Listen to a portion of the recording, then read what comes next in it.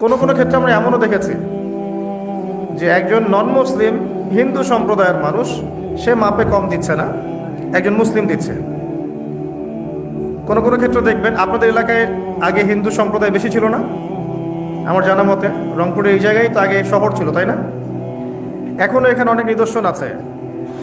খাঁটি খাবারের জন্য মানুষ তাদের কাছে আসতো, মুসলিমদের দোকানে না গিয়ে তাদের দোকানে যাচ্ছে।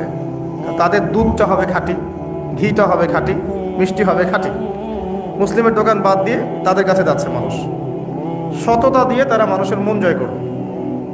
কোনো কোনো ক্ষেত্রে আপনি দেখবেন একজন অমুসলিম রাষ্ট্রের দায়িত্বে আছে, প্রশাসনে আছে, বা সামাজিক দায়িত্বে আছে, ব্যবসা করছে, চাকরি বাকরি করছে।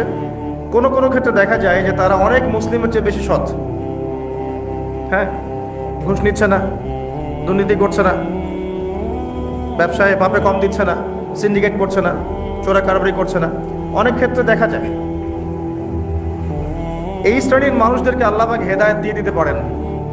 যাদের মনের মধ্যে আল্লাহ পাক সততা দেখবেন, আল্লাহ পাক তাকে হেদায়েত দিবেন ইনশাআল্লাহ, এটাই নিয়ম। আর যার হৃদয়ের মধ্যে সততা নাই, বাহ্যিকভাবে যদি মনেও হয় যে সে জান্নাতের পথে হাঁটছে, এমন হতে পারে দিন শেষেও জাহান্নামেই যাবে, নাউযুবিল্লাহ। তো যে প্রসঙ্গে এখানে আসলাম, মানুষের সাথে জড়িত হকটা মানুষের সাথেই ডিল করতে হবে। এটা কাবা ঘরের গেলাফ ধরে কানলেও ক্ষমা হবে না, কারণ আল্লাহ পাক তো রহমানুর রহিম নন, শুধু আল্লাহ পাক ন্যায় বিচারকও বটে। কথা কি বুঝতে পারছেন? আল্লাহ পাক শুধু রহমানুর রহিম নন যে সব মাফ করে দিব, একই সাথে শাদীদুল ইকাব, কঠোর শাস্তিদাতাও বটে।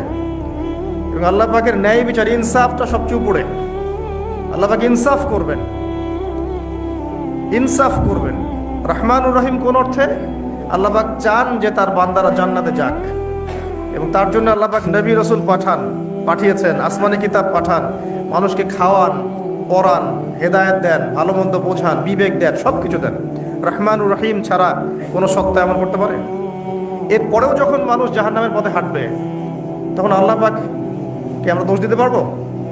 পারবো না। কিয়ামতের দিনের দরকার ছিল। আগে আমরা ভাবতাম যে কিয়ামতের দিনের কি দরকার ছিল, ছোটবেলায় ভাবতাম আর কি, যে এত সমস্যা, মানুষ হয়ে জন্ম নিয়েই তো বিপদে পড়ে গেলাম, কিয়ামতের দিনে তো অবস্থা খারাপ, কি জন্য আল্লাহ এত কঠিন শাস্তি দিবেন, জাহান্নাম সৃষ্টি করছেন ইত্যাদি। সত্যিকার অর্থে কিয়ামতের দিন না থাকলে কোনো জালেমের বিচার হতো না, যাদের বিচার দুনিয়া হয়নি। কথা কি বুঝতে পারছেন? যে জালেমদের বিচার দুনিয়াতে হয় নাই, তারা পার পেয়ে যেত। কিয়ামতের মাঠ আছে বলেই তারা পার পাবে না।